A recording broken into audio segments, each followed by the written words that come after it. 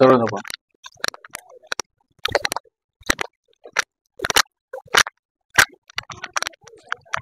ही नाजुकली इथे. ही गुडघा कोणता जास्त दुखतो? हा दुखतो ना. दुखलं का इथे जास्त? उठून बसा, मांडी घालून बसा. बस इकडे तोंड करा. आता मी काय सांगतो नीट ऐका. म्हणजे दोन ठिकाणी झीज आहे, मानेमध्ये आणि कमरामध्ये.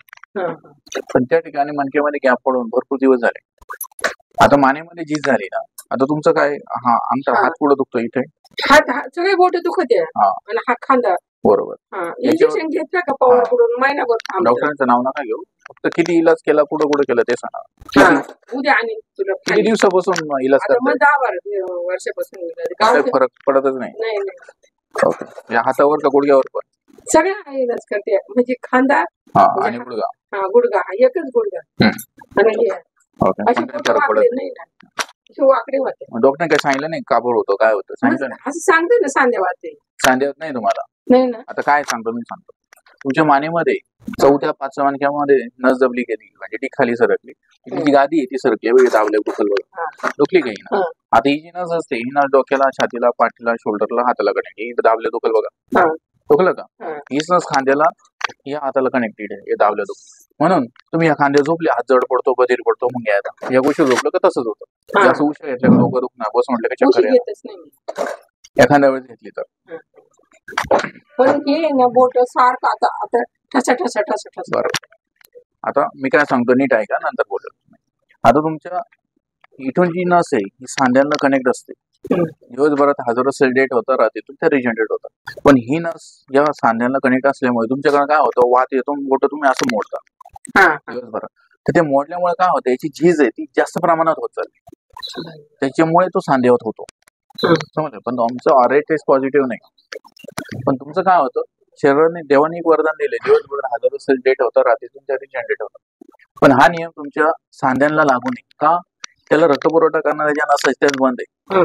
म्हणून तुमचे सांधे ठसठस करता, कळ लागते, रग लागते आणि मुंग्या येतात. त्याचं कारण जेव्हा त्या नसा चालू होतील तेव्हा हे क्लिअर होईल. पण तुम्ही किती या सांध्यावरती ट्रीटमेंट केली फरक पडणार नाही. त्याचं कारण जेव्हा या नसा चालू होतील, रक्तपुरवठा दोन्ही हाताला करणार आहे, तेव्हा ते क्लिअर होईल. तुम्ही आजपर्यंत काय केलं, या सांध्यांवरती ट्रीटमेंट घेत बसले, म्हणून ते फरक पडला नाही, पडणार पण नाही. जेव्हा या नसा चालू होईल तेव्हा केलं. त्याला काही नियम पथ्य आले. तसंच कमरा बसून सायटिका नावाची नस दबली, रक्तपुरवठा खुब्याला, मांडीला, गुडघ्याला, दोन्ही पायाला होत नाही. म्हणून गुडघ्याला रक्तपुरवठा न झाल्यामुळे गुडघ्याची जास्त प्रमाणात झीज झाली, झोपच लागत ठस करत, ठस करत. तो सांधा घसला गेला. आता तुम्ही जो एक्सरा केला त्याचा, तुम्ही म्हणते ना मग मशीन मध्ये गेले आणि बाहेर आले, किती वेळा गेले मशीन? 3 वेळ. त्याला पैसे भेटतात ना पोराला. ओके, ठीक आहे. आता मी काय सांगतो, आता गुडघ्यामध्ये बऱ्याच प्रमाणात झीज, डॉक्टर सांगितलं असेल की आप पडला, झीज झाली, ऑइल कमी झालं, बदली करा गुडघे. तर काही करायची गरज नाही, सांगतो तेवढं करायचं. आता जेव्हा मनका जागेवर जाईल, बाहेर आली, गादीमध्ये येईल, तेव्हा ती नस चालू झाली, गुडघ्याला रक्तपुरवठा झाला, तर गुडघ्याची झीज बऱ्यापैकी बरं आहे. पण मी काय सांगतो, त्याला नियमात राहणं गरजेचं आहे. तुम्ही नियम तोडला, त्रास परत होणार. हाडाचा आजार एकदा लागला तो मरेपर्यंत, पण नियमात नाही राहिले हा त्रास तुम्हाला परत होणार. असं आहे. आता नियम आहे, गुडघ्याचे वेगळे, कमराचे वेगळे, मानेचे वेगळे आणि हाताचे वेगळे. मानेसाठी नियम, उशा 2-2 घेणं बंद, दोन्ही खांद्यावर झोपणं बंद, डोक्यावर खांद्यावर वजन घ्यायचं नाही, मान मोडायची नाही, उशा जास्त घ्यायचं, हाताला झटका द्यायची नाही, बोट मोडायची. सारखे मोडीत राहते. कस काय बरे व्हाल? अहो बरे कस काय होशाल तुम्ही? मोडायचे नाही. आता त्याच्यामध्ये छोटे छोटे बबल्स असतात, ते डेट झाले ते तेवढ्या प्रमाणात परत तयार झाले पाहिजे, तयारच होत नाही. म्हणून ते जी जास्त प्रमाणात होत चालले, म्हणून तो सांधेवात होत चालला.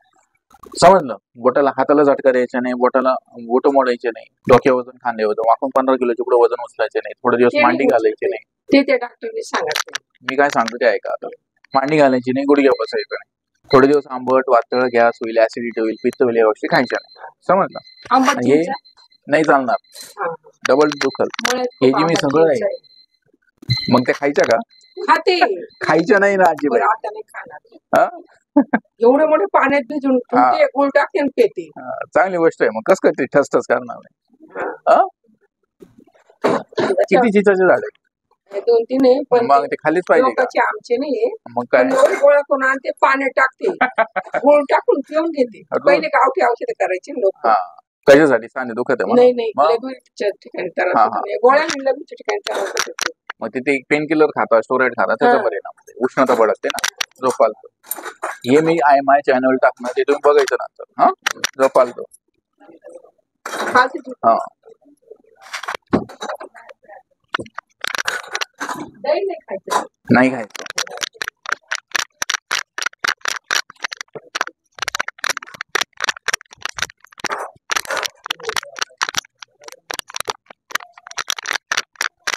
हात खाली घ्या पाठीमाग.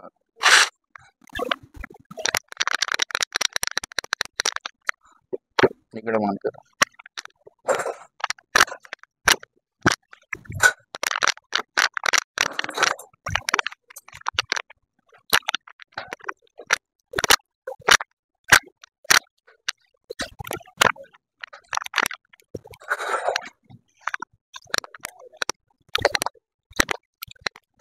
कशी होतो बा? हा माझ्याकडे तो सर 2 मिनिट करा. शिवाय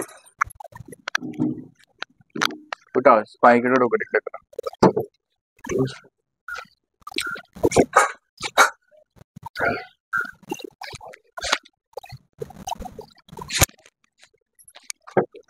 फिर इकडं असं अच्छा आहे करा. सरळ झोपा.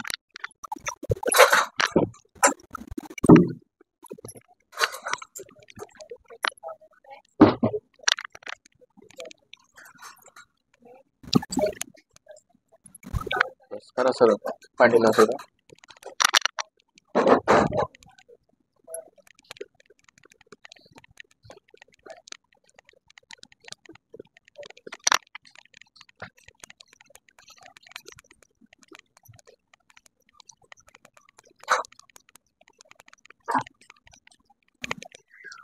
कानाचं बाजू इकडे इकडे या.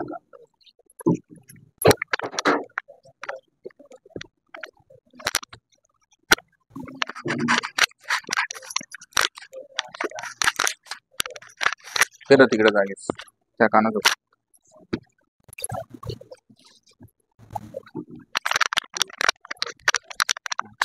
रोज.